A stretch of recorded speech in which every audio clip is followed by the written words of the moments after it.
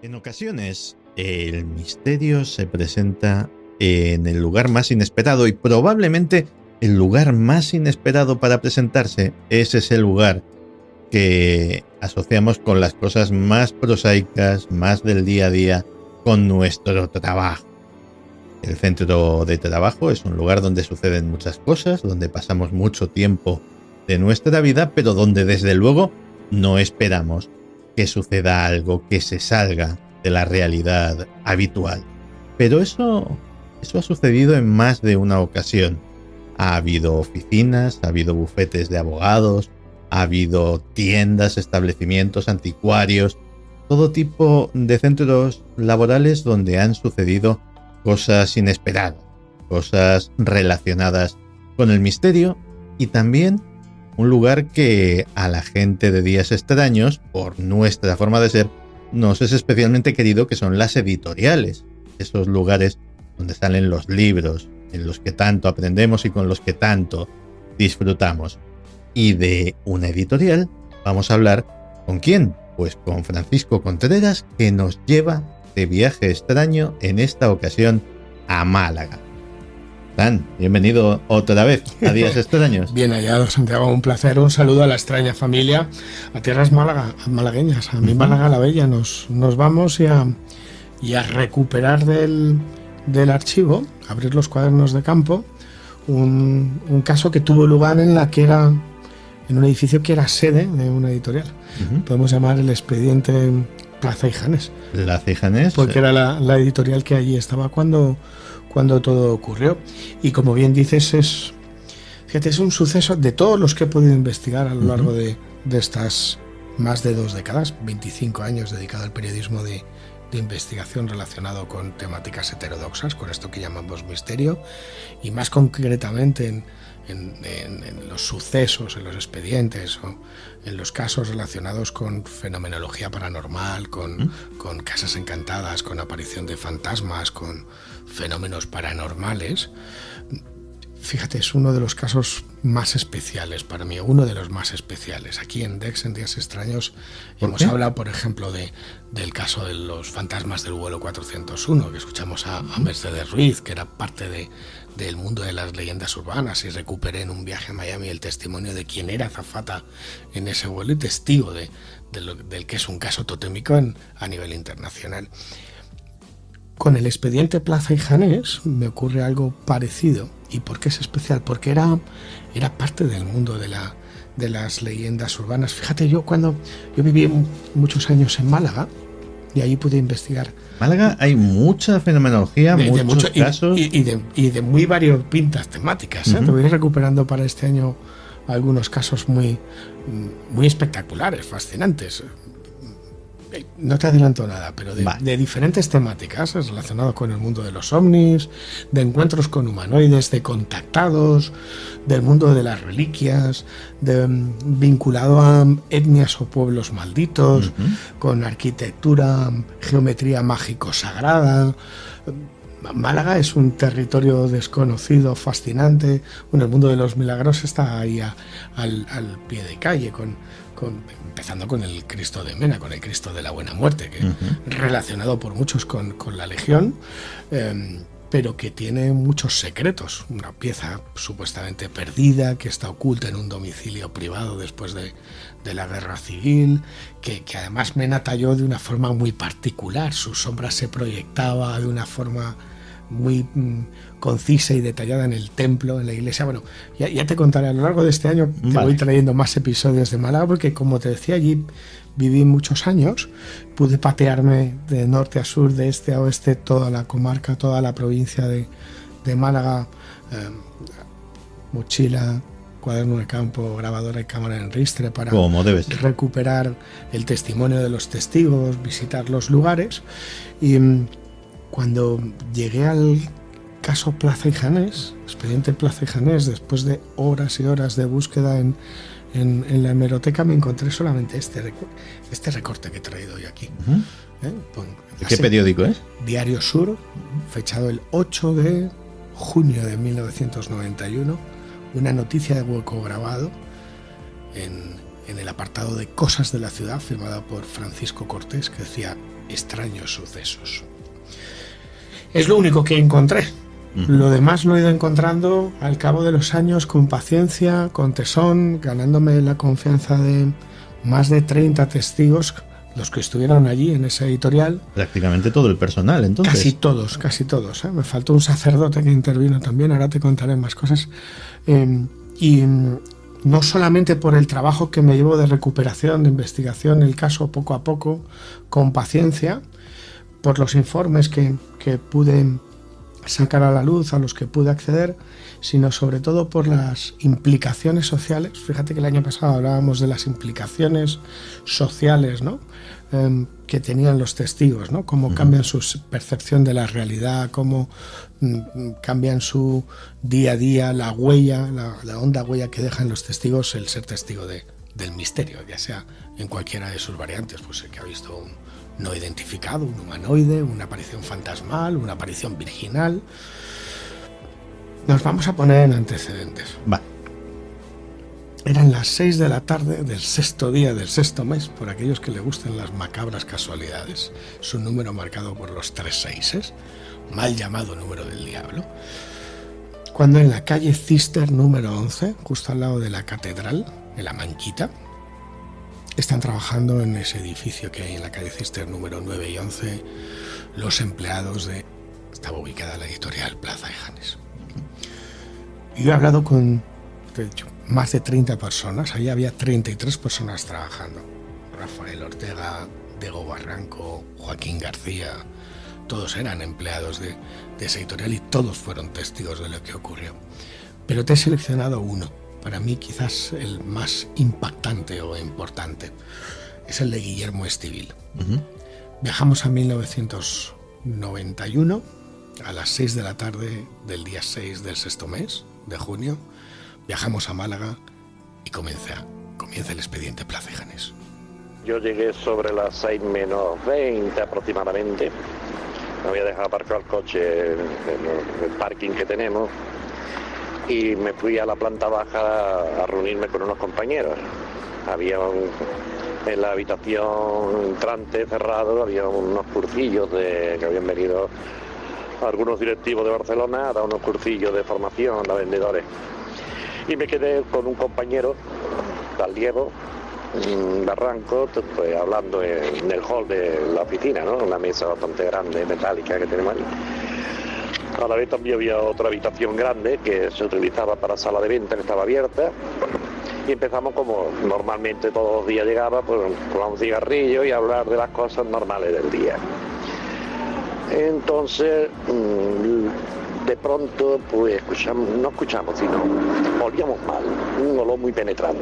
Total, el compañero mío, eso tiene que ser del váter, se levantó, fue al váter, mira, el váter está limpio, no huele nada, la calle tampoco puede entrar, puesto que son cristaleras y no hay ventanas. Y bueno, total, que el olor se fue a los 5 minutos aproximadamente. Seguimos así sin darle importancia y entonces empezaron a moverse todas las cortinas que daban toda la calle, las cortinas de los escaparates. Uno ve el viento que se levantaba, digo, mira, el viento aquí un poco, todo cerrado, a ver si se nos ha colado una rata y la hemos oído. Total, que nos levantamos, oye, ese compañero, Guillermo, aquí ni hay rata ni nada, y se han movido de una manera como cuando entra una racha de viento bastante grande. Ya bueno, no le dimos tampoco de momento un poco de importancia y seguimos charlando.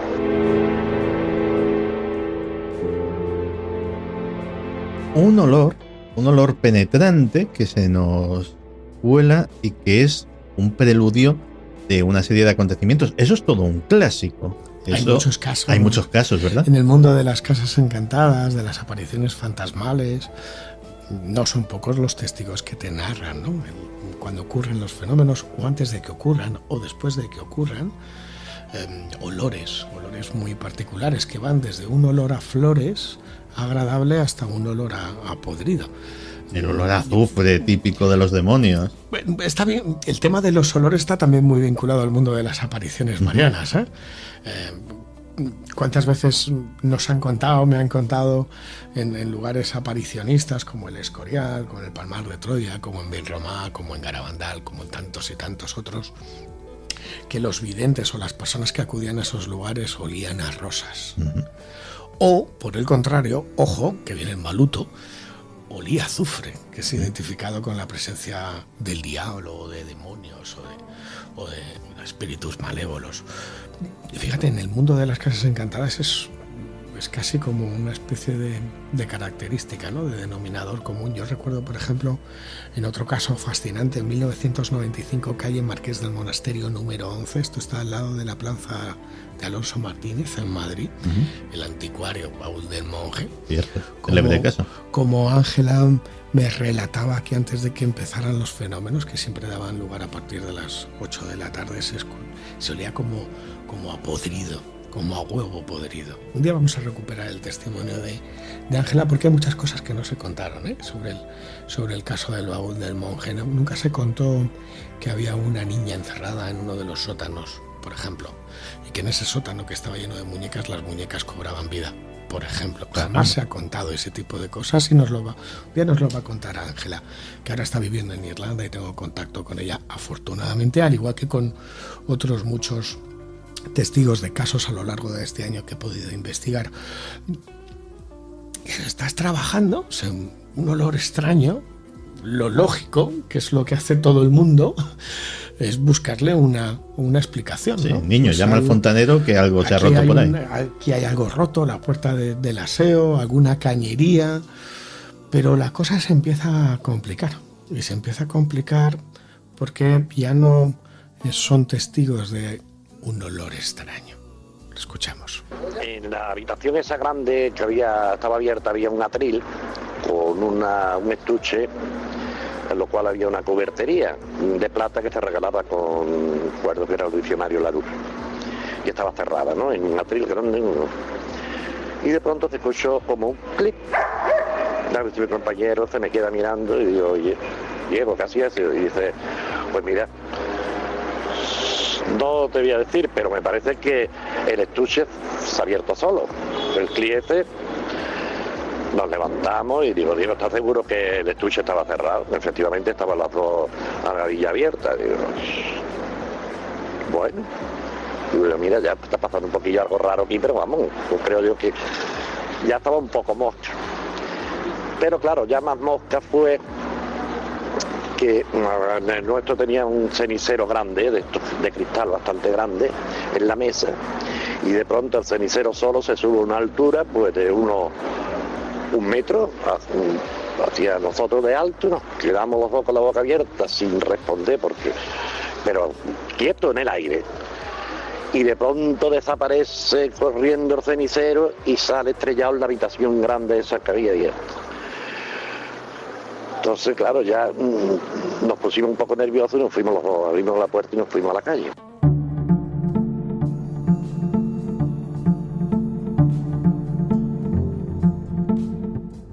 Siempre empieza por muy poco, pero la cosa va cogiendo velocidad. Lo interesante, fíjate, Guillermo cuenta lo que estaba viendo junto con Diego. Ese primer olor, ese cenicero que parece cobrar vida, que es elevado por unas manos invisibles que llega hasta 1 metro de altura. Al mismo tiempo, en otra sala, Rafael Ortega, que era uno de los jefes de la editorial, que estaba dando un cursillo de nuevos comerciales, estaba viviendo otra película de terror, semejante igual o peor, porque él en su despacho veía como una serie de abrecartas de pequeños cuchillitos empezaban a caerse y a cobrar también vida, como por manos invisibles, a ser lanzado. Incluso un bote de bolígrafos que tenía, los bolis iban saltando. Es decir, a lo largo de las diferentes salas de la editorial, cada uno de los empleados estaba siendo testigo de algo que no tenía explicación. Guillermo narra muy bien lo que es la tensión, es decir, de repente tú te vas a trabajar y empiezan a suceder cosas que no es que no tengan explicación, no es que rompen la lógica y la razón. Y uno de los momentos claves es, si quieres la escuchamos, cuando ya son todos presas de terror. Nos quedamos aquí en la puerta. Entonces fue cuando ocurrió dentro la estantería que se viene. ¿Qué es lo que ocurre? ¿Cómo lo recuerdas?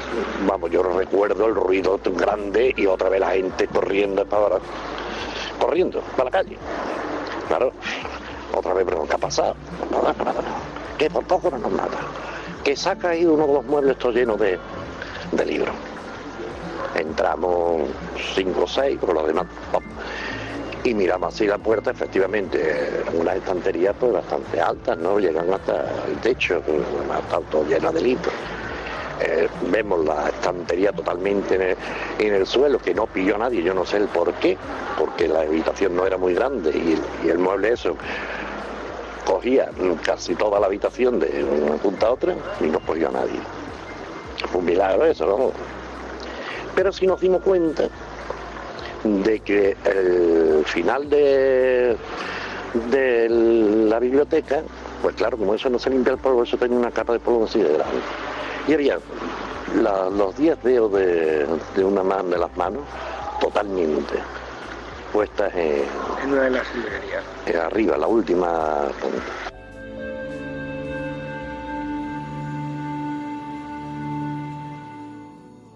Como si unas manos invisibles la hubieran tirado de ella. Y Guillermo habló de una estantería, no fue una. Fueron como si un huracán pasara por todas las instalaciones.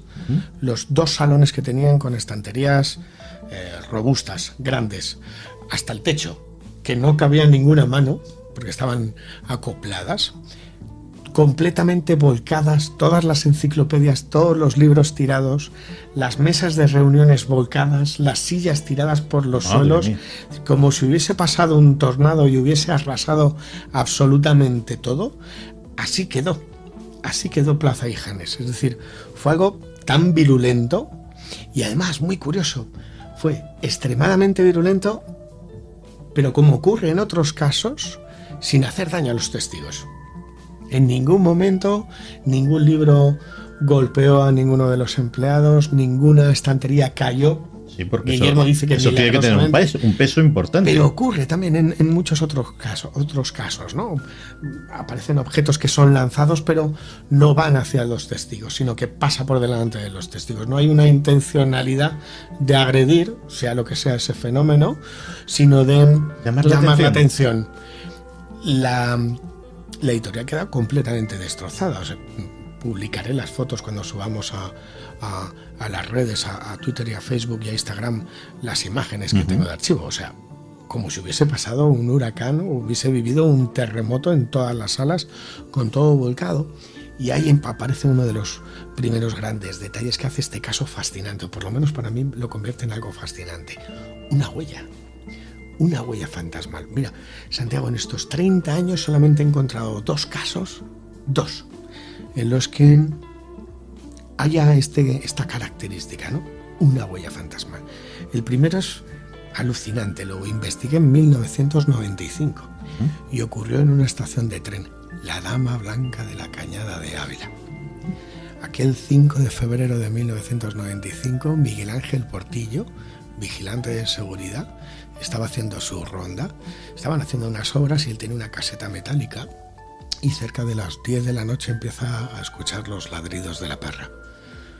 No le da mucha importancia hasta que los ladridos de la perra se convierten en algo extremo y dice, algo está pasando. Él se disponía a cenar.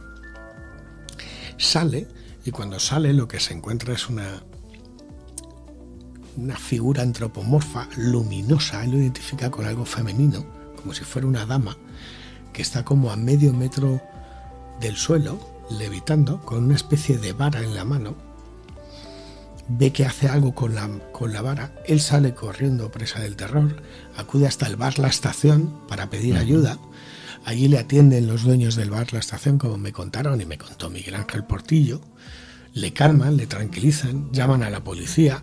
En un momento piensan que es presa de algún tipo de sugestión, de alucinación.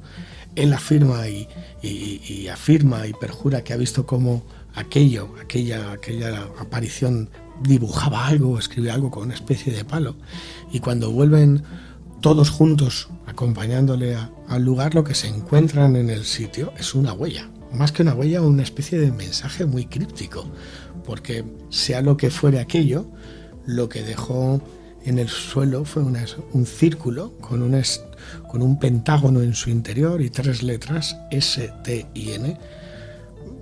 Cuando se filtró a la prensa hubo quien lo buscó unas connotaciones demoníacas o diabólicas.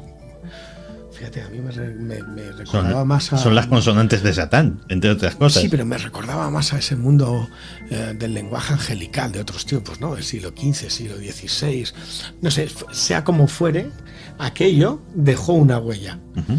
Y es uno de los grandes casos. Bueno, Miguel Ángel Portillo a mí me ha concedido entrevistas. Siempre que ha sido para la televisión no ha querido mostrar su rostro porque tuvo que darse de baja, dejó su trabajo como vigilante de seguridad, estuvo bajo tratamiento y ayuda psicóloga. Es decir, aquello le dejó una huella imborrable que está ahí todavía cicatrizando, ¿no? Encontrarte con algo que no tiene explicación. Luego se intentaron buscar explicaciones. Resulta que en esa zona había tradición de apariciones marianas desde el siglo XIV. Bueno, no deja de ser curioso, pero hablábamos de huellas, ¿no?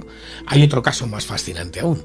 En este caso no es el de una mano, sino es la de un pie infantil que quedó grabado en las escaleras de la conocida como Casa del Obispo, en Cádiz. Ahí el circuito cerrado de televisión, bueno, es un lugar marcado por la historia, con más de 3.000 años de antigüedad, relacionado con un asentamiento tartésico, luego íbero, llamado Casa del Obispo porque era la Casa del Obispo, está al lado de la tacita de plata, de la catedral.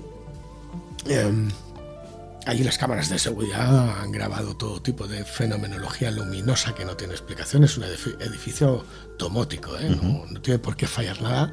Y ahí, mientras estaba abierto, porque ahora está cerrado, se presentaba a la policía local porque saltaban las alarmas, porque algo invisible, no tangible, recorría los pasillos, quedaba registrado en las cámaras de seguridad, encendía a su paso de forma inteligente las luces de cada sala, como si estuviese haciendo un recorrido, y ahí en unas escaleras, justo al lado donde están las tumbas de neonatos romanas, aparecieron unas huellas de pies infantiles que no hay manera de borrar, grabadas en las placas metálicas. Curioso. Son 2 casos para mí, de los que he investigado, que más autenticidad, seriedad o rigor me transmiten, ¿no? Una huella fantasmal, ¿no? Era imposible que alguien metiera la mano allí. Y era imposible que llegaba hasta el techo, claro, y no había hueco. No había hueco. Primero llegar y luego que no había hueco. ¿Cómo estaba esa mano ahí, ¿no? ¿De quién era?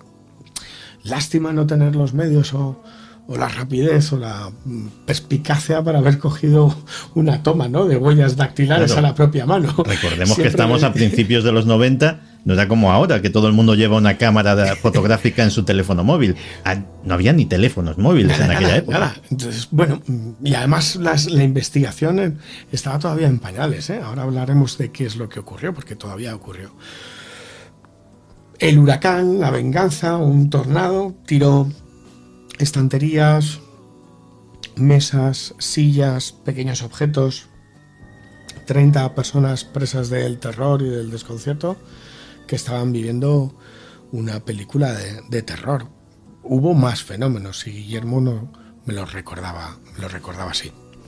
Estando en la calle, lo de los fluorescentes del escaparate. Los escaparates son cerrados totalmente, ¿no? Con llave, y hay unos tubos de neón, y escuchamos, claro, un ruido grande en la habitación de la grande, donde estaba la cubertería. ¿Qué ha pasado? Y no sé quién fue, si Rafael o todos los que había allí, yo no me di cuenta, me dice civil, fíjate, digo, ¿qué? Los tubos de neón no están en el escaparate. De verdad, porque estaban encendidos ya. Dios mío. Entramos todos y los tubos de neón estaban en la habitación interior, completamente hecho en el suelo. Otra de las cosas fue el pomo de la puerta de cristal, que ocurrió igual que los fluorescentes. El cerrojo de la puerta. Sí, la puerta es totalmente de cristal y tenía un pomo grande con el escudo de la empresa. Eso ocurrió exactamente igual que los fluorescentes. Salió disparado solo a la habitación de adentro. Y había también un sillón de estos giratorios de despacho, que era el que utilizaba el antiguo director, que que se había muerto, lo utilizaba él en su despacho, pero como ya se había roto un poco la pata y eso, pues se quedó dentro y se puso unos nuevos. Y entonces uno de los ruidos también que escuchamos, me acuerdo que fue eso. Y entonces este Diego que estaba conmigo dice, Guillermo, mira, al sillón le faltan las 4 ruedas. Empezamos a mirar y en el suelo no hay, estaban los fluorescentes rotos, y aquí ni ruedas. Y dice, pues mira, están allí. Y en uno de los muebles que hay también en esa habitación, en la parte de abajo estaban los 4, muy bien puestecitos, las 4 ruedas del sillón.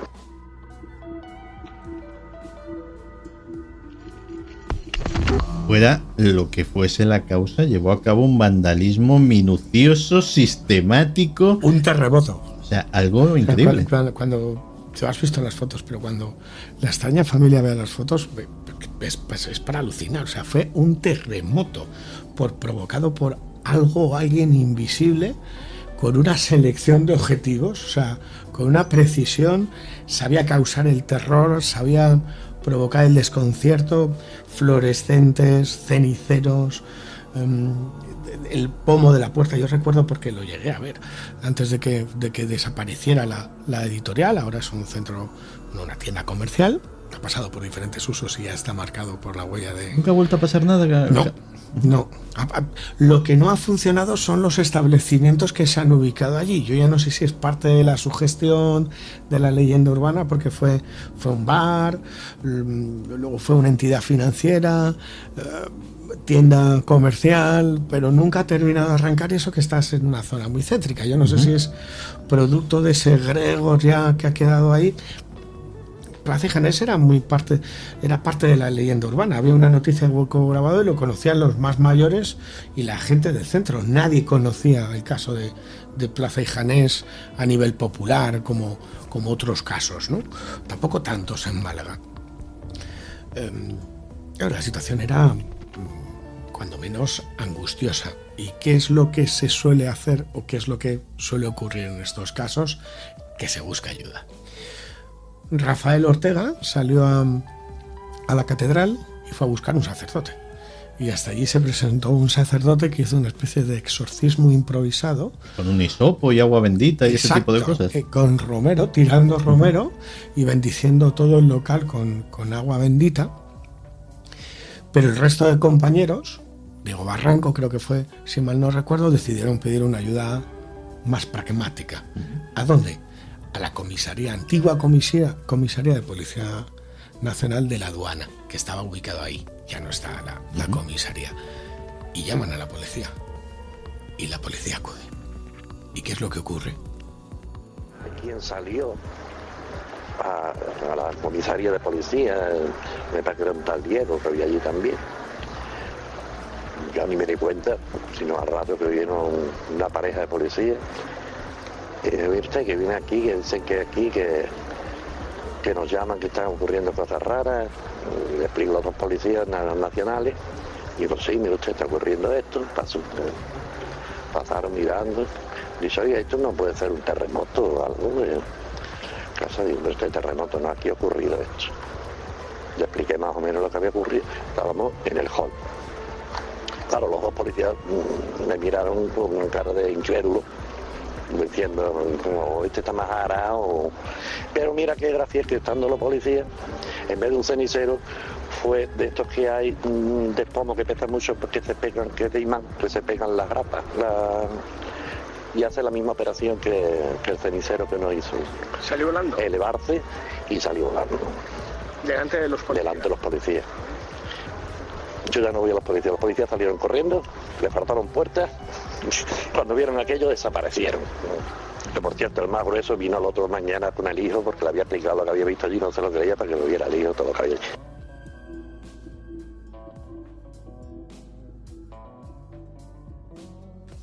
Como alma que lleva el diablo. No me extraña, supongo. Tiene guasa que al día siguiente volvieran para enseñarle al hijo que había visto, que había sido testigo de un... Es que es digno de enseñar. De todas formas, evidentemente, las fuerzas y cuerpos de seguridad del Estado están preparados para casi todo. Casi todo. Menos aquellas cosas para las que evidentemente no les han preparado, ni creo que nadie estemos preparados. Mira, busqué el acta de incidencias, el atestado, no lo llegué a encontrar porque llegué muy tarde, había sido destruido, pero Plaza y Janés se convierte en uno de los casos en los que los policías, las fuerzas de seguridad del Estado son testigos. Y eso lo hace diferente, como en otros casos que son los justos.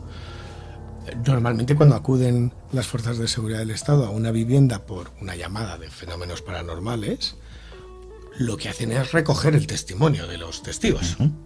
Pero no son ellos testigos. En Plaza y Janés sí. Como ha habido otra serie de casos contados. De algunos de ellos prometí hace muchos años no volver a hablar, son muy populares y conocidos, con informes oficiales, pero son muy contados. Intervino la policía. Nadie podía hacer nada. Había ido la iglesia, había ido la policía, llevaban 24 horas. Al día siguiente se incorporan al puesto de trabajo, hemos pasado 48 horas, y el director de la sede en aquel momento lo que decide es ponerse en contacto con en aquel tiempo siguen siendo todos ellos, aunque ya no hacen investigaciones, para mí uno de los mejores grupos de investigación que había en los maravillosos años 70, 80 y 90 en España, el grupo CICE, con José Antonio Gallardo, fascinante, un tipo alucinante, el que quiero un montón, Francisca Moreno, Paquita Moreno, María Amelia Cafanena. Yo con ellos aprendí del mundo de la parapsicología de los años 70, del mundo de los ovnis. Fíjate, ellos, a ver si los recuperamos, estamos un poco abuelo cebolletas hoy. Fíjate, ellos en 1975, en marzo, hicieron lo que se conoce, y esto es muy desconocido y muy incómodo, proceso a las caras de Belmez. En el Teatro Cerrado de Calderón fueron los primeros en España en llevar a la práctica lo que algunos decían que había producido el fenómeno de las caras de Belmez. Cogieron el nitrato de plata. El nitrato de plata, y ante 300 personas con la alcaldesa de Belmez delante, pusieron unas planchas de cemento y dibujaron con nitratos de plata una serie de caras para demostrar no el fraude de Belmez, sino que había medios científicos para intentar reproducir el fenómeno. Aquello fue un guirigay, fue un lío. Se montó la intimidata. Lío. La alcaldesa de Belmez se levantó indignada, los vecinos de Belmez se fueron indignados, pero el grupo CICE trabajaba de una forma fascinante, porque lo que quería era saber y dar a conocer lo que ellos investigaban. Bueno, ellos se acercan a Plaza y Janés, ¿no? Hay que buscar respuestas, y ellos eran los parapsicólogos, los investigadores. Y ahí acuden durante 24 horas, hacen pruebas psicofónicas, obtienen algún resultado, como bien me recordaba Gallardo y María Amelia y Francisca, voces masculinas que decían yo soy, ¿quién? Estoy aquí. Pero lo más espectacular ocurre 72 horas después, durante el segundo día. Ellos hacen un primer día de inspección, de pruebas psicofónicas, calman a los testigos. Celeste Torres, para mí, no creo en los videntes, mucho menos aún en mediums, en dotados, ni en sensitivos, lo siento. Solamente hay una persona que a mí me ha llevado a traspasar, ya te lo contaré, lo he contado algunas veces, pero bueno, no viene al caso ahora. Celeste Torres, una persona excepcional, con esa presunta capacidad de sensibilidad, de evidencia. En un momento dado, cuando está recorriendo uno de los pasillos, se encuentra con un ser luminoso, con una persona, un hombre, y recibe un mensaje. Soy Miguel, tal como salí, entré. Críptico. 72 horas de terror, 30 empleados, desconcierto, angustia, no saben a qué se han enfrentado ni a qué se están enfrentando, pánico, una pequeña noticia de hueco grabado, unos investigadores que intentan explicar lo que ha ocurrido pero que no pueden, una huella fantasmal. El caso pasó al olvido y al silencio.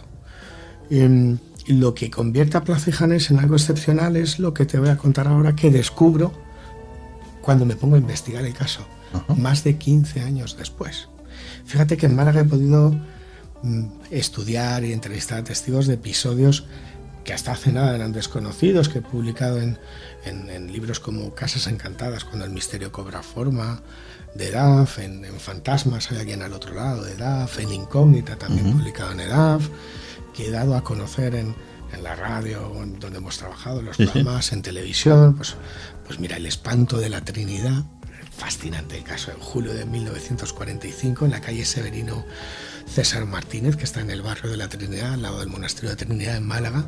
Ahí es Rafael Ruiz Liébana, reconocido y reputado escultor malagueño. Cuando contaba con 7 años de edad pudo vivir un episodio de litotelergias. ¿Qué es esto? Lluvias de piedras. Para no ponernos técnicos con los nombres de parapsicología, ¿no? Litotelergias, de lluvias de piedras y de apariciones fantasmales en una corrala en la que vivía siendo un niño con sus padres en forma de L. He podido recuperar el testimonio de casos, bueno, el espanto de capuchinos o el monstruo de capuchinos en agosto de 1968.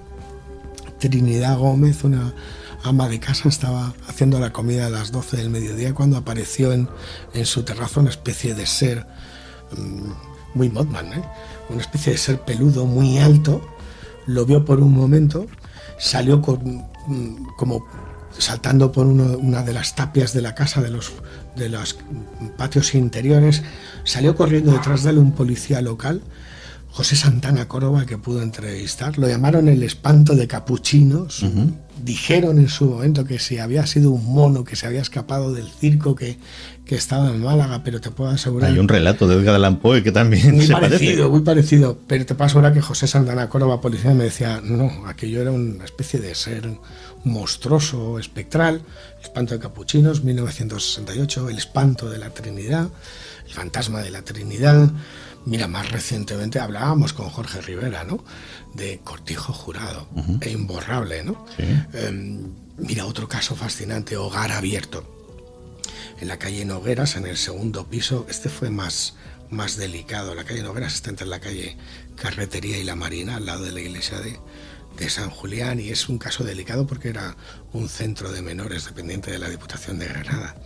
Y ahí, entre el año 2000 y 2005, bueno, archivadores que se abrían y se cerraban, llamadas de despachos con los teléfonos desconectados, deambular de sombras que tuvieron aterrados a Pedro Gómez, a Marisol Romero, a Ángeles Gamo, a Paquita Montiel, o otros casos más.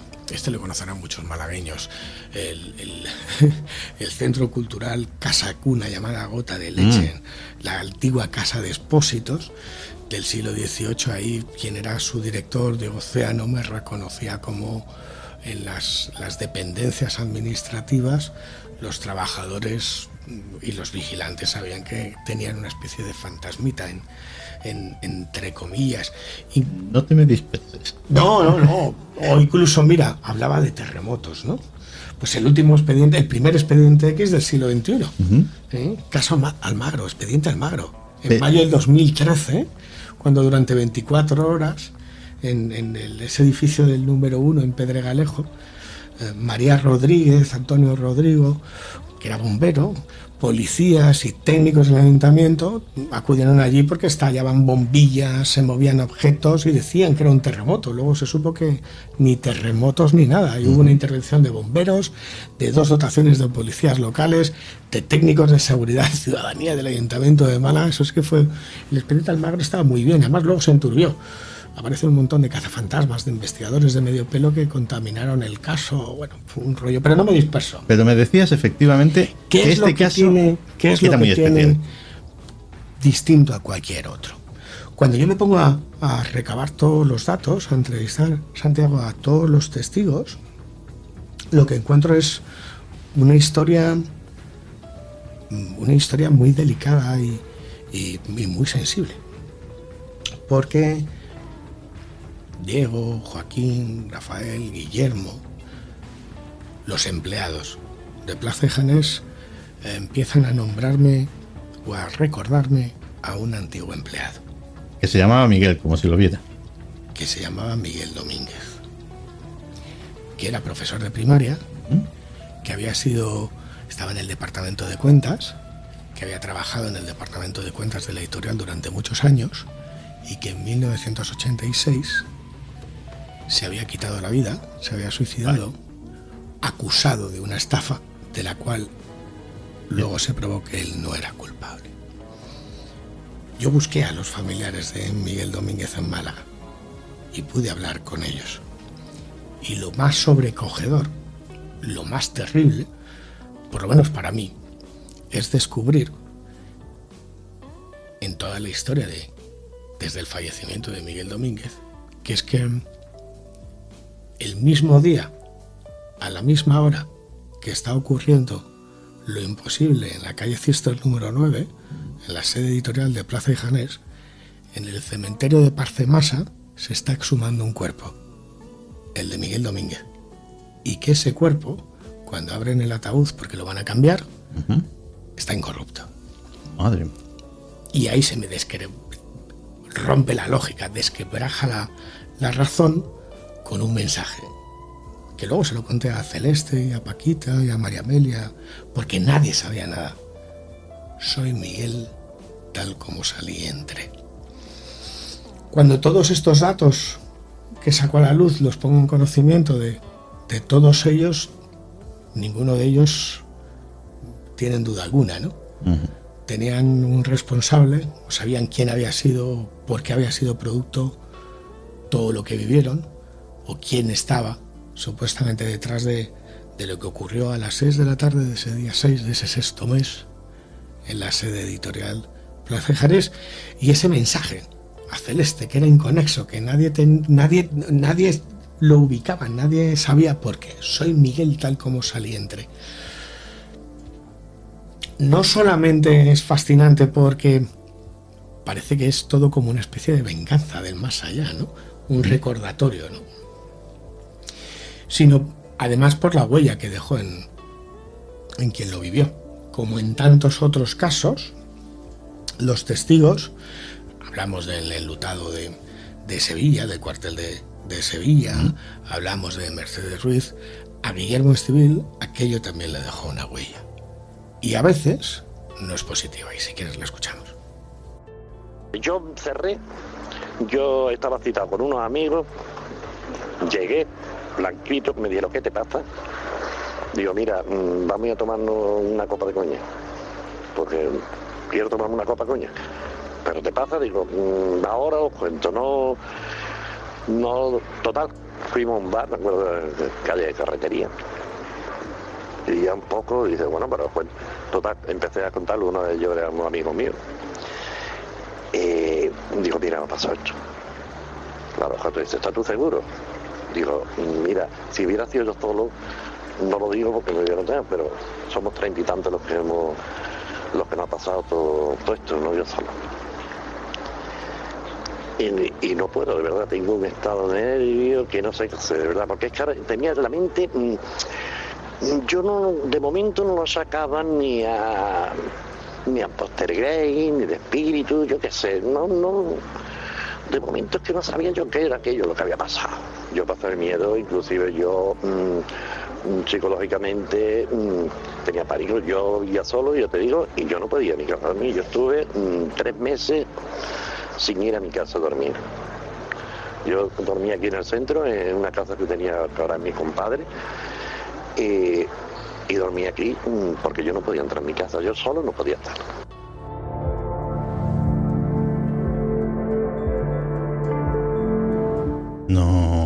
No es de extrañar en absoluto. En fin, tremendo epílogo. Yo creo que la historia la dejamos aquí porque ¿para qué? Vamos a añadir más.